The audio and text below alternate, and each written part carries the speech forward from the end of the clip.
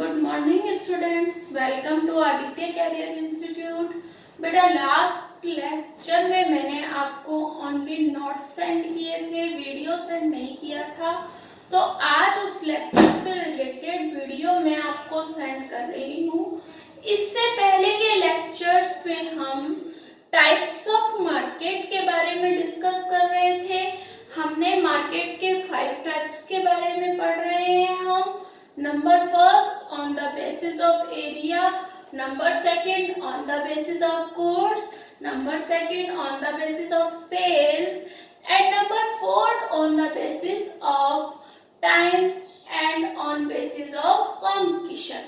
तो हमारा नंबर 4 चल रहा है on basis of time.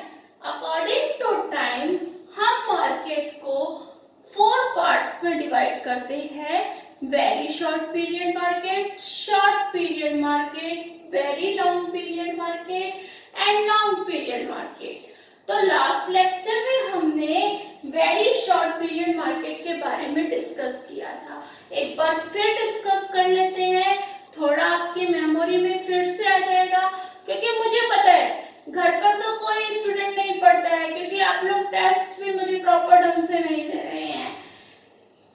खैर, इसके बारे में तो हम जब हमारी ऑफलाइन क्लासेस स्टार्ट होंगी तभी बात करेंगे। अभी हम अपना टॉपिक कंटिन्यू करते हैं।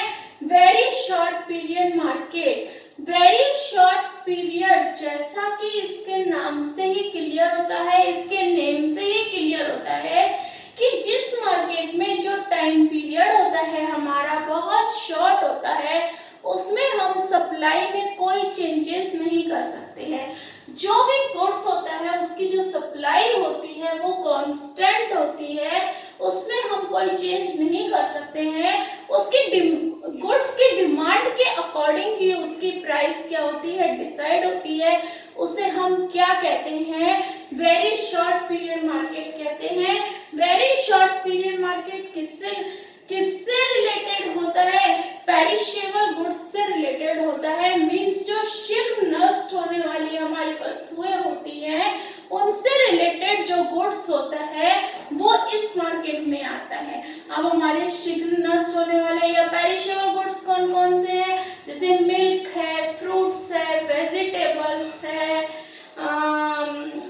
और क्या हो जाएगा इसमें, हमारे एग हैं, ये सब हमारे क्या है, पेरिशेबल गुड्स हैं। तो इस मार्केट में मैंने बताया कि हमारी जो सप्लाई होती है वो कांस्टेंट रहती है और डिमांड के अकॉर्डिंग ही हमारी प्राइस में चेंजेस होते हैं। इसे हम एक डायग्राम के रूप में देखते हैं। ओवाई अक्ष पर मैंने प्राइस को और ओ एक्स अक्ष पर मैंने क्वांटिटी को शो किया है। मैंने बोला कि सप्लाई हमारी कांस्टेंट रहती है। मींस जब हमारी सप्लाई कांस्टेंट है तो ये क्या है, ओवाई अक्ष की क्या है, पैरेलल है। हम सप्लाई हमारी कांस्टेंट है, जब हमारी प्राइस ओपी होती है तो हमारी डिमांड क्या होती है, डीडी होती है, और हमारा इक्विलिब्रियम पॉइंट क्या होता है, ई होता है। लेकिन जब हमारी डिमांड कुछ इंक्रीज होती है, डिमांड किसी गुड्स की इंक्रीज होती है, डिमांड हमारी D1 हो जाती है, तो हमारा इक्विलिब्रियम पॉइंट भी क्या हो जाता है, इवन हो जाता है, और हमारी प्राइस इंक्रीज होकर क्या हो जाती है, OP1 हो जाती है। यहाँ पर प्राइस हमारी क्या हो गई, OP1 हो गई। लेकिन जैसे जैसे किसी गुड्स की डिमांड हमारी डिक्रीज होती है, डिमांड हमारी डिक्रीज हो गई, डिमांड हमारी D2 हो गई, तो इक्विलिब्रियम पॉइंट भी हमारा E2 हो जाता है और प्राइस भी हमारी डिक्रीज होकर क्या हो जाती है, OP2 हो जाती है। मींस क्या है कि वेरी शॉर्ट पीरियड मार्केट में वस्तु की डिमांड के अकॉर्डिंग ही उसकी प्राइस डिसाइड होती है, और इसमें हमारी जो सप्लाई होती है वो हमारी क्या रहती है, कांस्टेंट रहती है। कई बार जो हमारे क्वेश्चन आते हैं बोर्ड में, जो हमारे क्वेश्चन आते हैं वो सिंपल से हमसे डिफरेंस पूछ लेते हैं कि वेरी शॉर्ट पीरियड और शॉर्ट पीरियड मार्केट में क्या डिफरेंस है।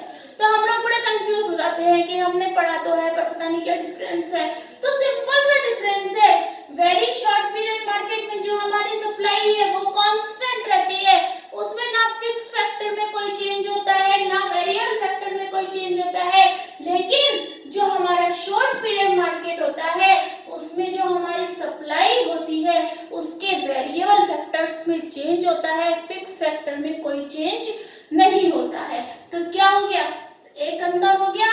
और वेरी शॉर्ट पीरियड मार्केट में जो टाइम होता है वो हमारे पास बहुत शॉर्ट होता है, जबकि शॉर्ट पीरियड में कंपैरेटिवली टाइम उससे थोड़ा हमारे पास में ज्यादा आता है। तो अब नेक्स्ट हम पढ़ेंगे short period market. Short period market में क्या होता है कि जो हमारी सप्लाई होती है उसके वेरिएबल फैक्टर्स को तो हम इंक्रीज भी कर सकते हैं, डिक्रीज भी कर सकते हैं, लेकिन जो फिक्स फैक्टर्स होते हैं उसमें हम कोई चेंजेस नहीं कर सकते हैं।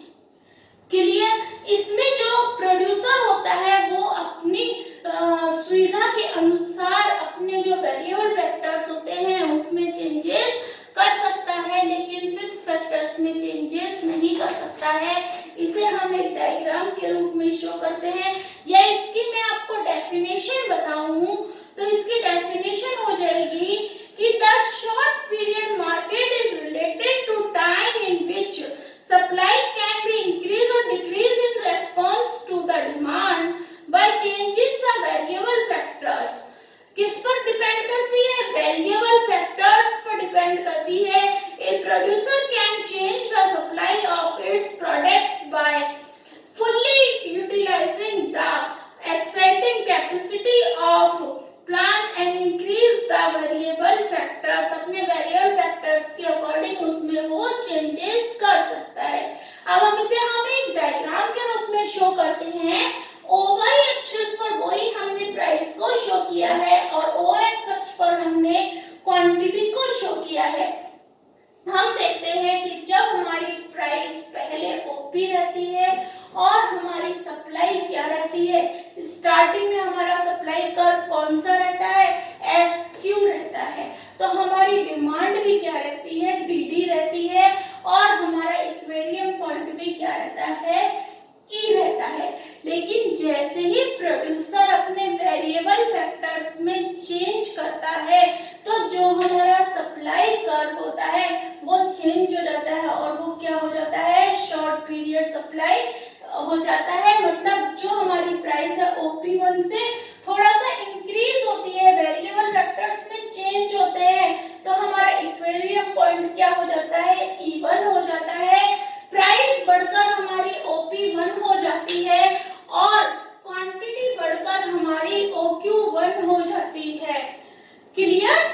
तो क्या हुआ कि हमने इसमें क्या किया, शॉर्ट पीरियड इसमें सप्लाई में चेंज कर दिया वेरिएबल फैक्टर्स के अकॉर्डिंग, तो हमारी प्राइस क्या गेन हो गई, OP1, और हमारी क्वांटिटी भी गेन हो गई OQ1, और इक्विलिब्रियम पॉइंट हमारा क्या आ गया, E1, और हमारा नया डिमांड कर्व कौन सा तैयार होता है, D1।